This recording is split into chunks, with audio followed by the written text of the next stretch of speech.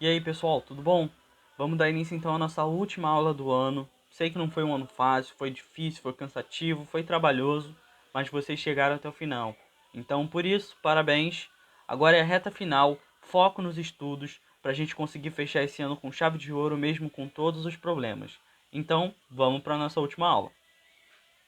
Então nessa aula a gente vai entender os problemas que estavam acontecendo na monarquia e no governo do Dom Pedro II. Há muito, o governo do Dom Pedro II estava passando por desgastes, e algumas questões foram fundamentais para que setores da sociedade a ficar contra o Dom Pedro II e apoiar o fim do Império e o estabelecimento da República. Então, o primeiro foi a questão abolicionista. Muitos na sociedade brasileira lutavam pela abolição da escravatura. Quase todos os outros países já haviam abolido, menos o Brasil. Então, esses grupos que queriam a abolição da escravatura estavam pressionando cada vez mais o governo e Dom Pedro II para que isso acontecesse. Mas isso não acontecia. Eles fizeram algumas leis paliativas, como a lei do sexagenário, mas essas leis elas não funcionavam na prática e a escravidão ainda era um problema muito grave.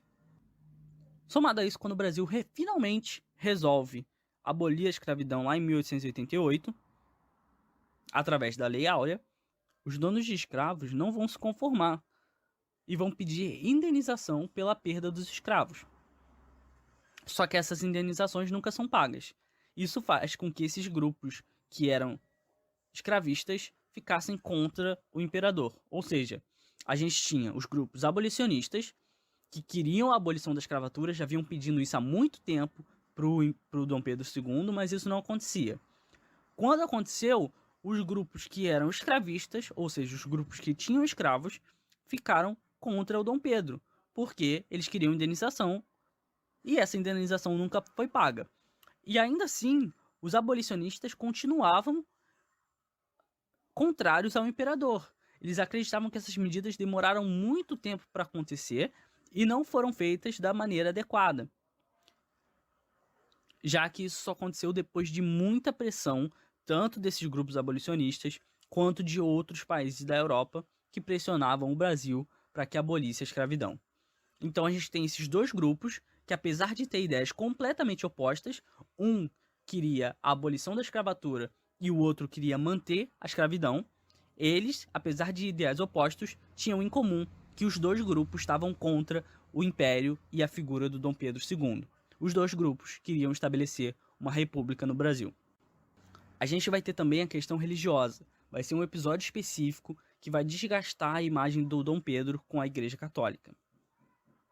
Então, eles dois, o imperador e a igreja, o Brasil e a igreja, sempre tiveram uma boa relação. Só que aí, o Papa, ele vai estabelecer um decreto de que irmandades religiosas que apoiassem a maçonaria deveriam ser punidas e extintas. E como funcionava isso? O Papa mandava o decreto, o Dom Pedro analisava, e aí cabia a ele se ele aprovaria ou não. Como eles tinham boas relações, ele quase sempre aprovava. Mas nessa questão específica, o Dom Pedro não aprovou, porque ele tinha laços com a maçonaria aqui do Brasil. Então ele não aprovou essa medida do Papa e passou um tempo, tiveram dois caras, o Dom Vidal e o Dom Macedo, que eram bispos da Igreja Católica, eles decidiram cumprir as ordens do Papa, mesmo que o Dom Pedro tivesse dito que não era para cumprir. Quando esses bispos dão início a esse processo de cumprir as ordens do Papa, o Dom Pedro intervém e pede para eles pararem com isso. Ele já disse que não é para fazer, então não é para fazer. Os bispos ignoram esse pedido do Dom Pedro e continuam. E aí, o Dom Pedro vai mandar prender esses caras. Quando o Dom Pedro manda prender dois bispos da Igreja Católica, isso cria um clima de tensão muito grande. E aí toda a comunidade religiosa e a própria Igreja Católica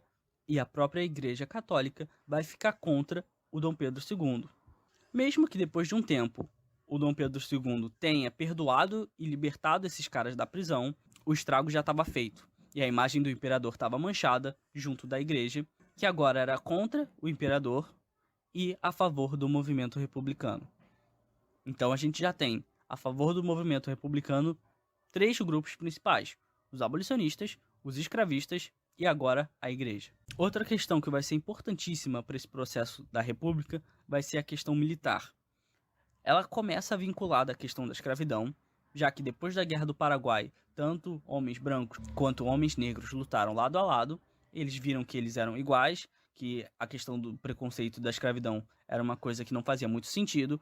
Então, quando se retorna da guerra, esses soldados com alto prestígio começam a apoiar a causa abolicionista.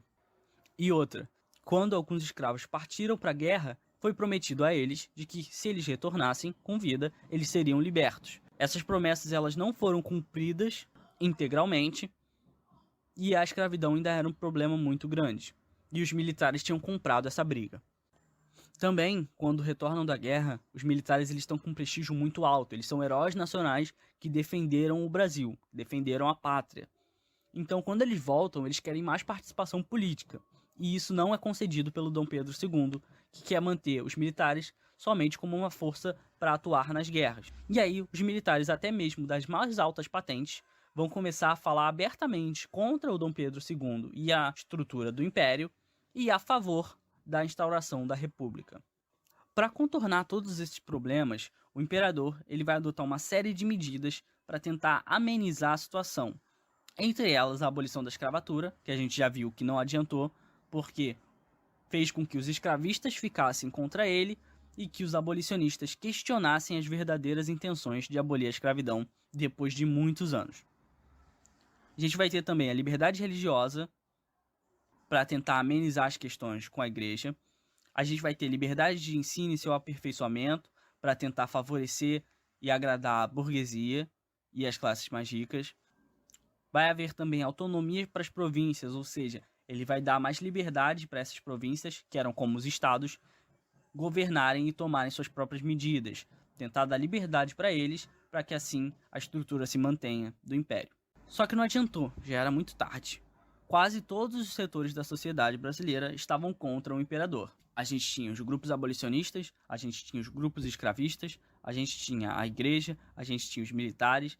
Então, o governo do Dom Pedro II tinha pouquíssimo apoio, quase nenhum. E uma mudança no sistema era só uma questão de tempo.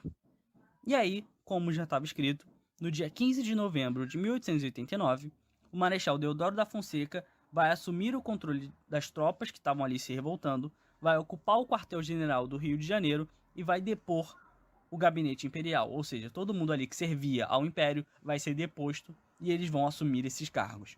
Na noite do dia 15, vai se formar um governo provisório que vai ficar conhecido como Governo Provisório da República dos Estados Unidos do Brasil.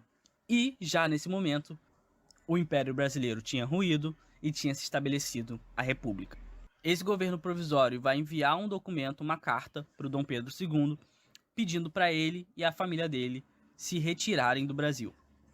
O Dom Pedro II estava em Petrópolis, e vale ressaltar que ele já estava no governo há muito tempo. Ele já era um senhor, que já estava com alguns problemas de saúde, então não há resistência por parte do Dom Pedro II.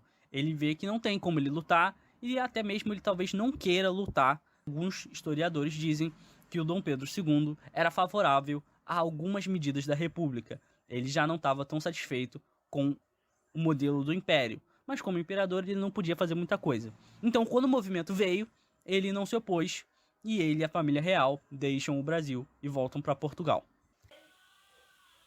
Então é isso, a gente fica por aqui. Espero que vocês tenham gostado, entendido, tenha ficado tudo bem claro. Se não, é a chance de vocês, mandem as dúvidas, as perguntas, para arrebentar na prova e acabar esse ano com chave de ouro. Tá bom, pessoal? Um abraço e até o ano que vem.